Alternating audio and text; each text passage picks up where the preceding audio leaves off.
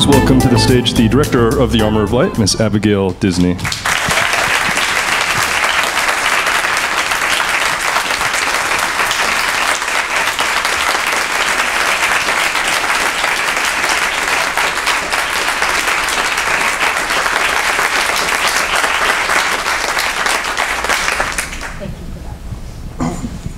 I'd like to do a brief introduction for Abigail Disney, if I may.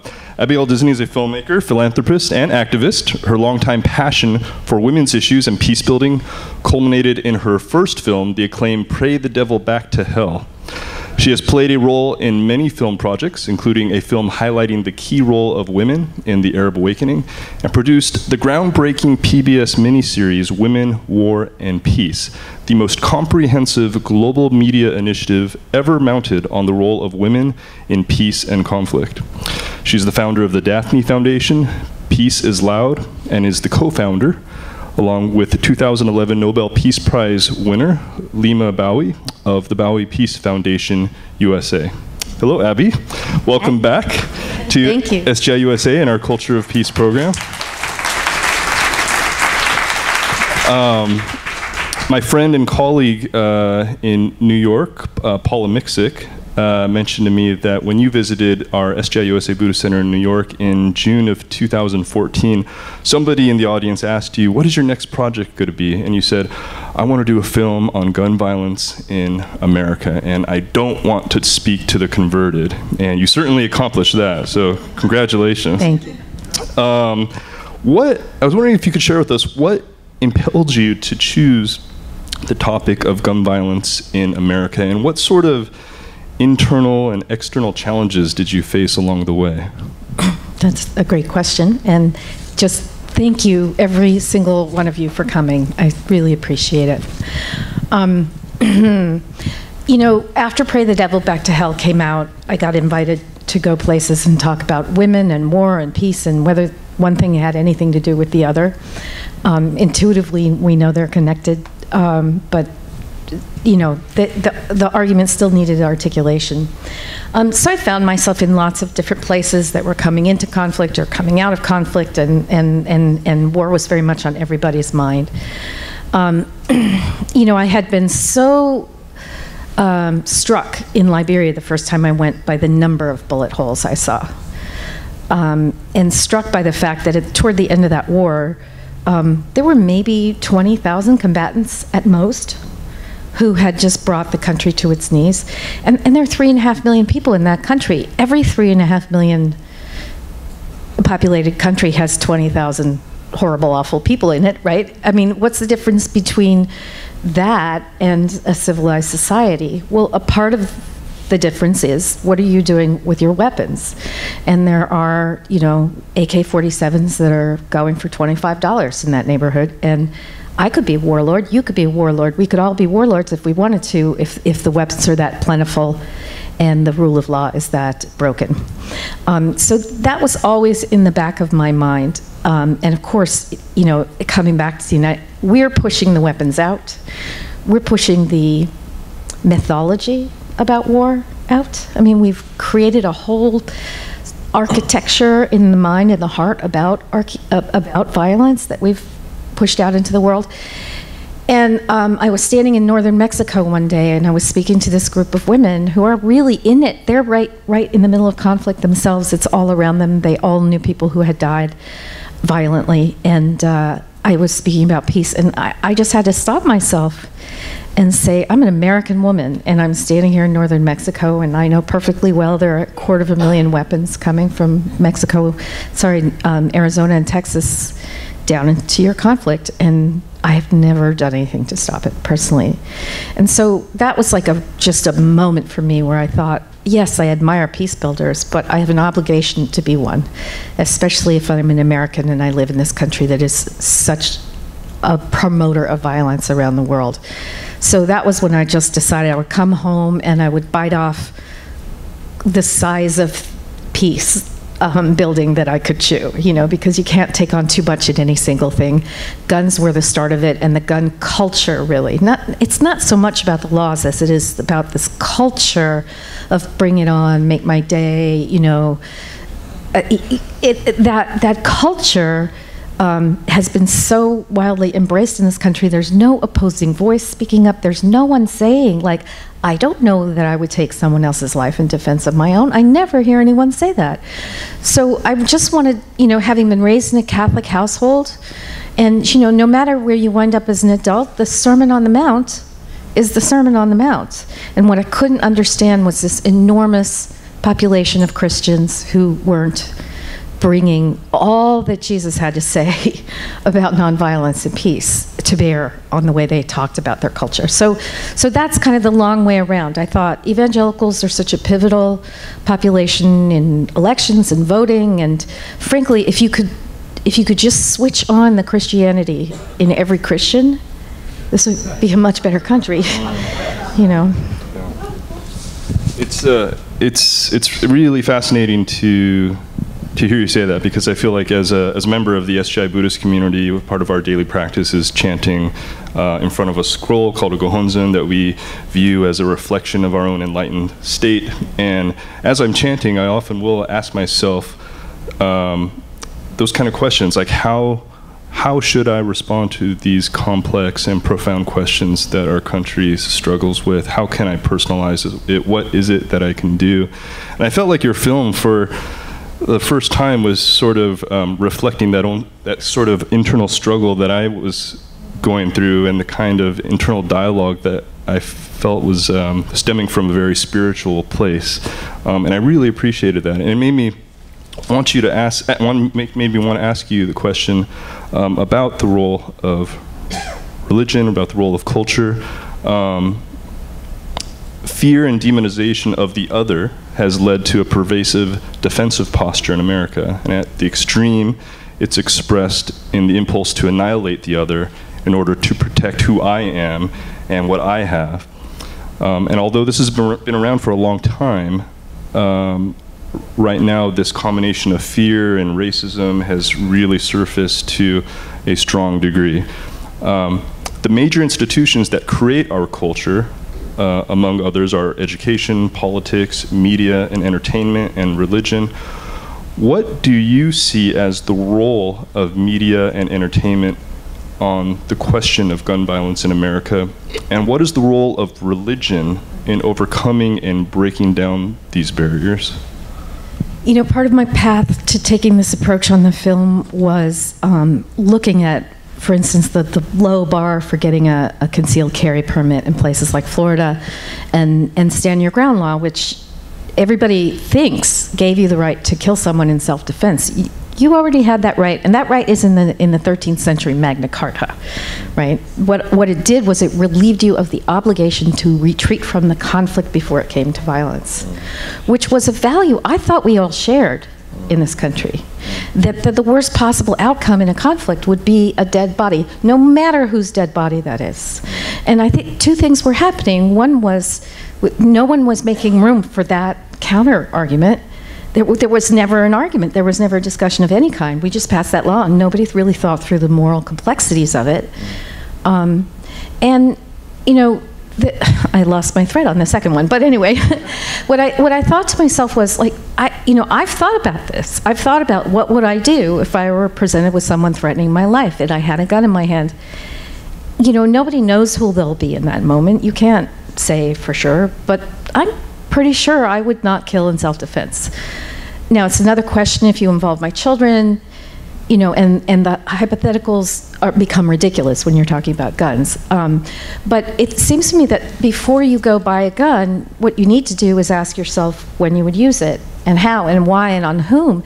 And that the rush to the stores was something of a spiritual problem. There was no one was making room for the spiritual complexities of the ultimate, which is taking a human life. I mean, you're carrying around this instrument of the ultimate in your pocket with the casualness and the language about it. I didn't feel anybody was taking seriously what it might feel, the moral damage, standing over a bleeding corpse. And there was just a lack of seriousness, there was a lack of dread. And so I felt that I think documentary films don't really make a change if they're just stacked with arguments and facts and figures. I mean, and they really have to kind of open your heart up with people's stories and invite you in. And I think that in the whole of American culture, what we need is more question marks and fewer exclamation parts. You know, and so I wanted the film to just invite people into their own discussion, you know, and then let them land where they land. Because I believe the Christian sensibility, if you bring it to this, will land you in the right place. Thank you for that. I think one of the things that makes this film inspiring, and at least for me, something that I felt was like just starting to quench a thirst that I had, is that there's a feeling of exasperation, of not being able to make connections in the midst of the highly polarized country that we find ourselves in today. And the example of transformation is really powerful, because it's you see that through courage and through commitment and perseverance, constructive connections can be made, and transformation is possible. That's something in our Buddhist community that we highly value. There's a concept we refer to as human revolution, which is, in a sense, our daily endeavor to constantly transform ourselves for the sake of bringing forth our fullest and best selves, our greatest potential each day. And in this film, you see how Rob's life and Lucy's life are both changed dramatically through their engagement with each other, and with the issue of gun violence and going through their personal struggles. Did that surprise you?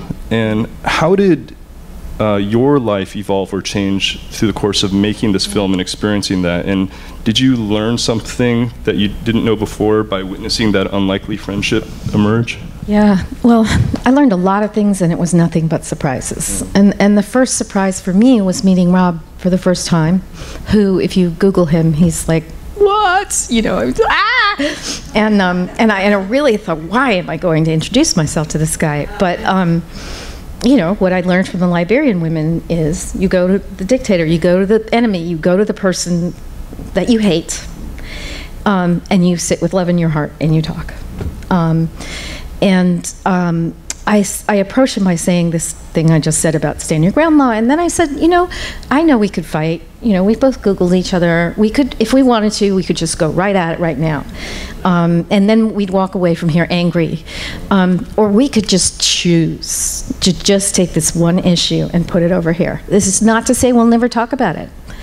I'm happy to talk about it. But just for today, what if we chose to inhabit all the spaces we share?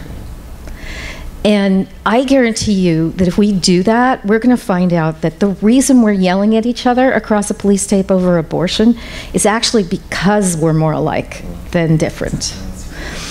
And that was exactly how it unfolded. I came away from there with enormous surprise, and I was angry about my surprise, because what I felt was, he's a really loving man, he's really smart, he's really well-read, and he had a sense of humor, and he was sweet. And I'm angry at myself that surprised me. And he had his own surprises that he's told me about, that he's angry at himself. I mean, I find it amazing. He said to me one day, I've been really surprised by how much you love your children.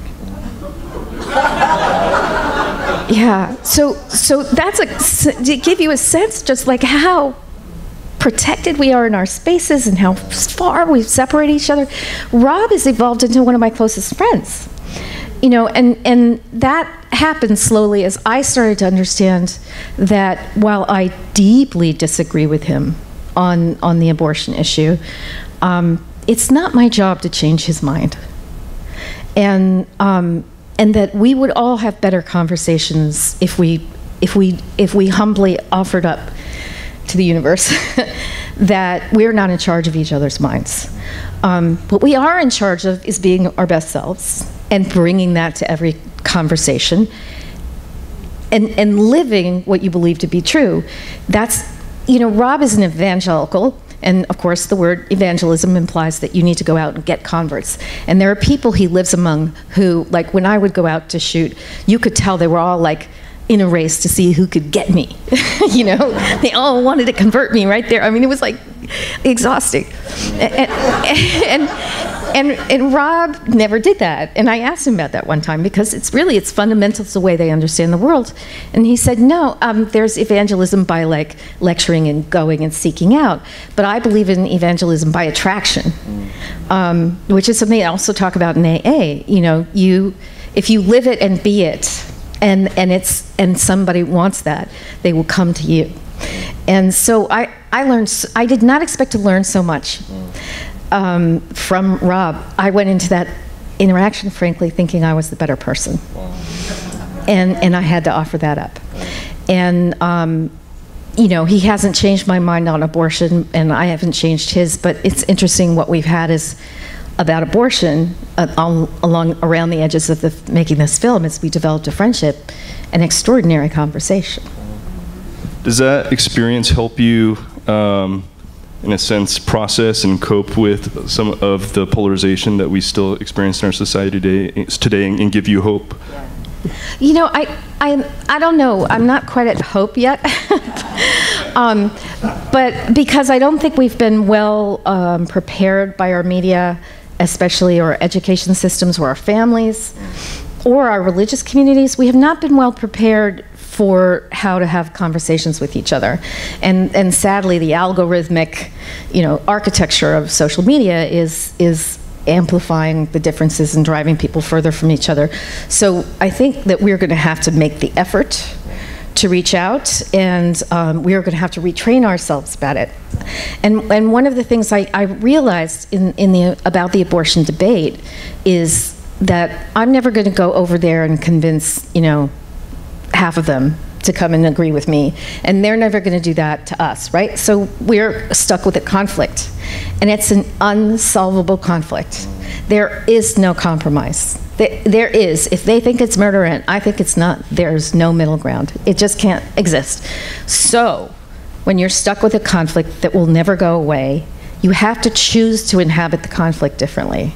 You have to remember that conflict isn't necessarily a problem. It's the natural human condition. Every day there's a conflict. Should I change lanes? Why is he cutting me? You know, so what we're about is like, how are you going to be in that conflict? Who are you going to be in that conflict? And I think that we can all choose to be different people in the roughest conflicts. So I have really had a hard time with some of the guys in the film, you know, the guys around the bar who are oh my God. So they have really kind of tested my resolve to be loving. But, you know, I grew up in a very conservative family. I grew up in Rush Limbaugh, Phyllis Schlafly, have a baby, that's my mother, right?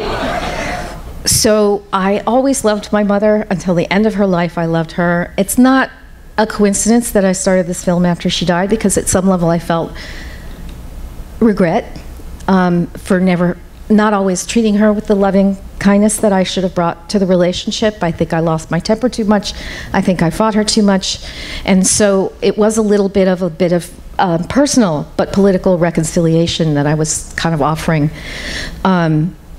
But you know, you never stop loving in your family the people you disagree with, and that's what we have to figure out. The whole country is our family, the world is our family, and we have to offer the generosity we give to our mother or our cousin or whatever to the stranger, and presume that they're not terrible people or stupid or been tricked into something, but sit down and engage, you know. And I think that by example we could do an enormous amount.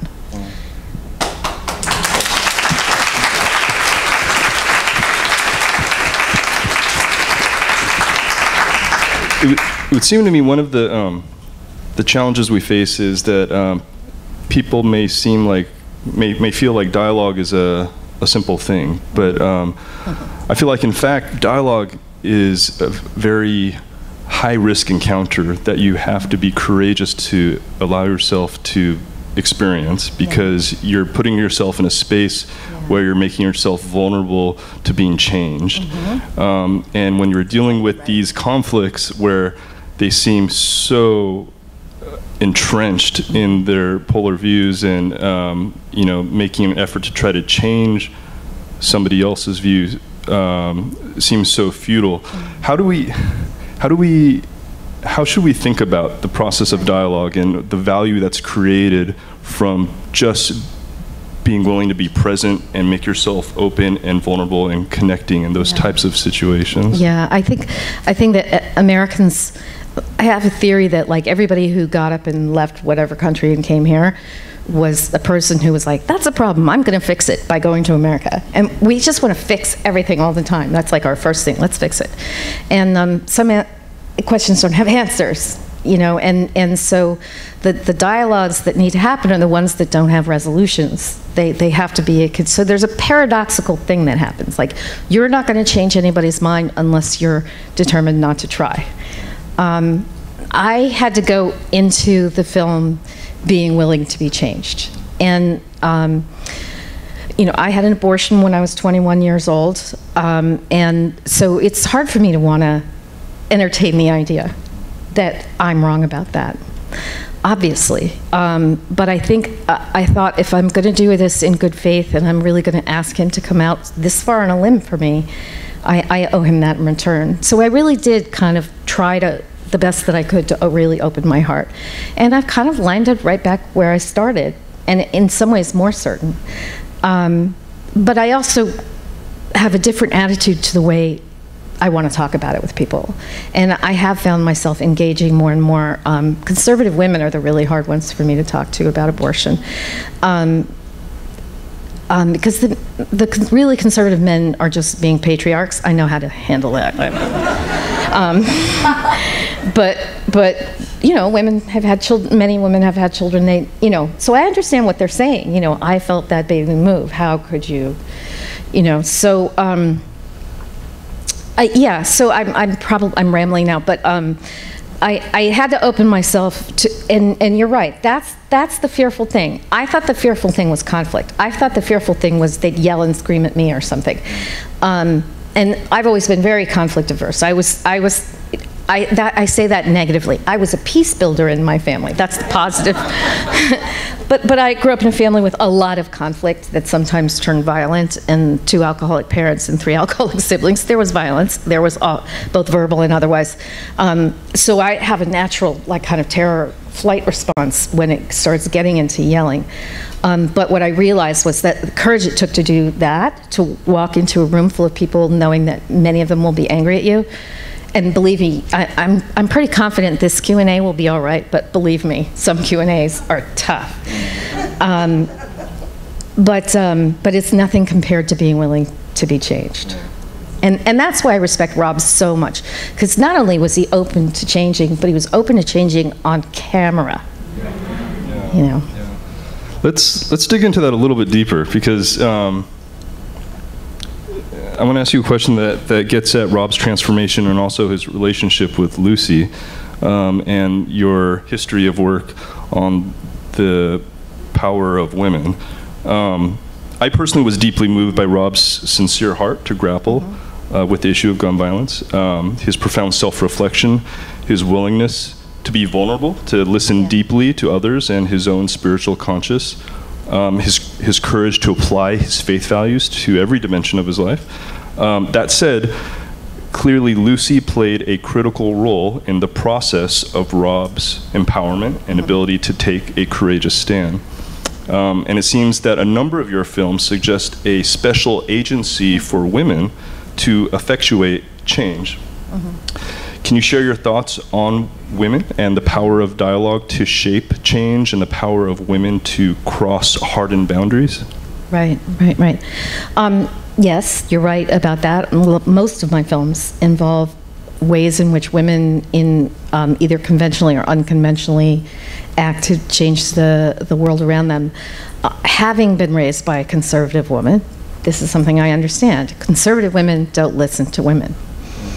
But they will listen to a man, and they will very much trust a man, and especially a man like Rob, who's an active listener. I always think of him as a radical listener. I mean, because when you're talking to him, you really feel seen and heard. It's quite in person, it's kind of amazing. I know in my heart, because of what I know about women, that there are plenty of women out on the shooting range, and yes, every year the NRA does a big story about there are more women. You know, there haven't been more women. It's at 15%. It's always been 15%. It's never grown. They can't do it. They paint the guns pink. You know, they give you like special purses to carry them in. Women are not biting, and they never have. Up to a point. There's always the Sarah Palins. That's all I need to say, right? So I knew that inside these families there would be troubled hearts. And what I saw happen when we took Women, War, and Peace around and Pray That All Go Back to Hell was when women's hearts are troubled, they won't necessarily always stand. They don't see themselves as effective political actors, and especially in deeply patriarchal structures, they don't see themselves as invited into the conversation. And these are deeply patriarchal families. So as an example, in one of our earliest screenings, we had a very conservative audience. We were sort of testing it. And we had, the NRA guy get up. There's always 3 or 4 of them, and they kind of, they're really mad, and they, they kind of say this, this, and this, and it's like I could list you what they're going to say in the order they're going to say it. It's so the same thing every time. So this is what I used to do with my little brother. When he was really mad, I'd just put my hand on his forehead, and he would swing and swing, and eventually he would tire himself out. That's what you do if you get into an argument with an NRA guy, just so you know. And then I always thank them for their input, and then just on an impulse I said, I'm just curious what your wife thinks, because she was sitting right next to him, and she looked really surprised I was asking her, because nobody asked her anything. And then she leaned forward to say something, and she just started to cry. She was weeping. And when she did pull herself together, she said, this is out of control. It's got to stop.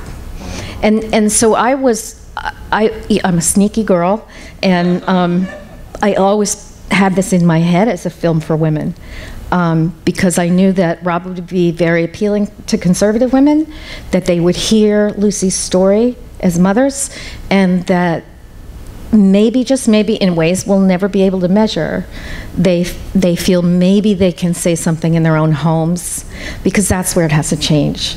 I mean, like, we can legislate our brains out. We're not going to change attitudes. The attitudes have to change. Yeah.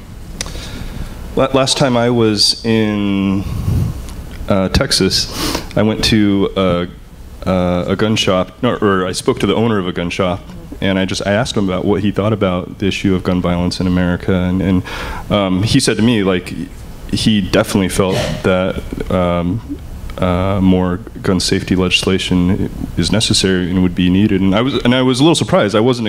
I tried to put myself in a space where I didn't prejudge him, right? So I just wanted to know, what do you actually think? And maybe something interesting will come of that conversation. And he surprised me, and it made me realize that there is a gray area that exists between these two poles of this issue, and there is. There is the possibility of engaging with people and finding common ground and moving the conversation in a constructive direction. Sometimes, at least in my case, if we just force ourselves to get over our presumptions of how we expect other people to respond. And it made me wonder about your experience with this film around the country. As I know you, Rob and Lucy have traveled with this film and have experienced it with different audiences. What has that reaction been like? Have you been with audiences that sort of span that gray area and also sort of sit in the poles of that area? What has that been like? I've been diligently and consciously pursuing the South Pole in terms of audiences. I've been consciously going to conservative churches almost exclusively. Mm-hmm. And Rob and I have developed this kind of roadshow we do, where we take the film and then we do a Q&A afterwards. And what's interesting is that, in spite of the fact that these are people who vote in lockstep with each other, and I mean 81% went for Donald Trump, 81% of white evangelicals, there's an enormous range of views if you really dig under the surface. And what happens is you have to let that angry guy go first. He always wants to go first. And he's under the impression that everybody's with him. Because in every conversation he has, he's got the biggest opinion and the loudest voice, and he dominates people. And so everybody agrees with me because look at every conversation I have.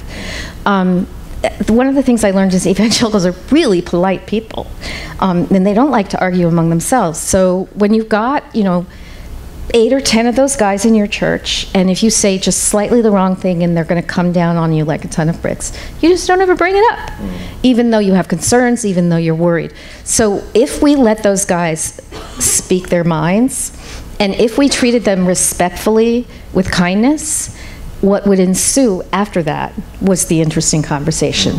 And the interesting conversation always involved like 90% of the audience.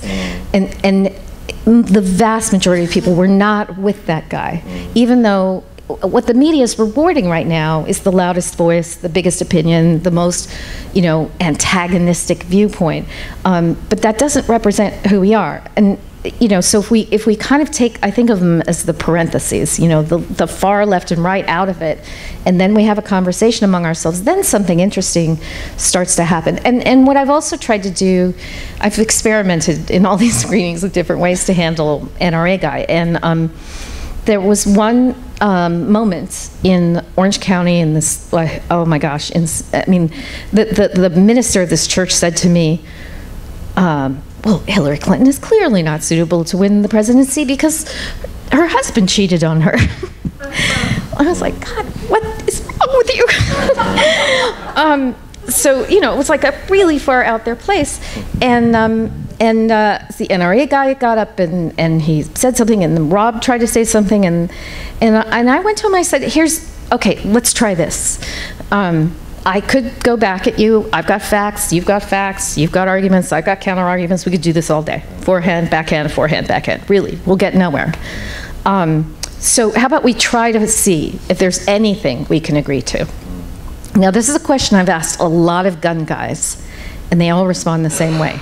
I say, if a person's breaking into your home and you're really frightened, and you have a taser and a gun, what do you use? And they invariably say gun. Because tasers are imperfect, they don't always work right, you can't really rely on them. So I always have to kind of come back around and say, no, it's an imaginary taser that works perfectly well. It's always reliable, because they don't want to say taser. They really don't want to say taser, because there's just an attachment to the gun that is not rational. And they really, really don't want to offer you any quarter. But invariably, when I get them convinced that in your imagination there's a taser that works, they'll like roll their eyes and say, taser! and so I'll say, so you would prefer not to take the life if you could avoid taking the life. And he said, yeah, I guess. And I said, so we just walked to the net and shook hands. We can agree to some things. So the Q&A proceeded, and he got up to leave a little early, and he really went out of his way, waving his hand to kind of get my attention. And I looked over at him, and he said, thank you. Wow. Yeah. So I don't think you can change anybody in one conversation, and he's a long way from being the kind of voter I would be, or having any of the opinions I have.